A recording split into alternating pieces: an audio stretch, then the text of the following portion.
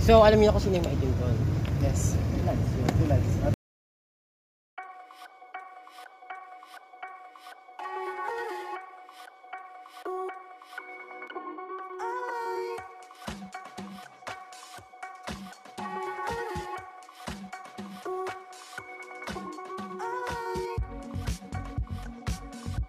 So hello guys, welcome muli sa aking mini vlog. So ngayong gabing to, may bisita kami biglaan. At take note, sila Harry lang naman. Pa diba? So yun ang mga bisita namin ngayon sa Alabang. Biglaang bisita. Sinundo nga pala namin sila Harry at ang Skaters PH. At dito nga pala sila nagpalit sa may underpass ng Festival Super Mall. At nag-trail kami papasok sa loob ng mall dahil sarado na ito. At syempre, nakarating na kami dyan sa may Bibiri Hotel. Dahil dito nga kami liliko papunta sa may Central Park. At itutur namin sila dito sa may bike trail sa may Central Park.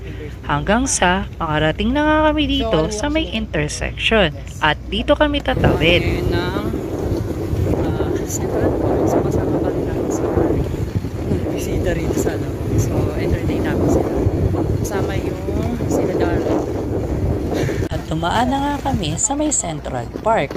Dahil papunta kami ngayon sa may bike trail. At nakarating na nga kami sa may bike trail. Sobrang enjoy nga pala si Harry sa pag-i-skate dyan. Maya-maya ay dumating ang anak ng Alabang Skaters PH at dumating din si Christine.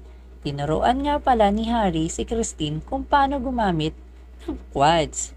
Ilang saglit nga lang ay dumating na ang sundo nila Harry at papauwi na sila dyan.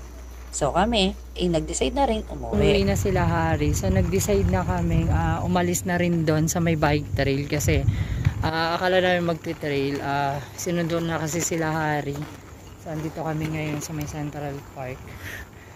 Ayan. So pinapatay kasi ilaw dito tuwing alas 10 ng gabi. O diba?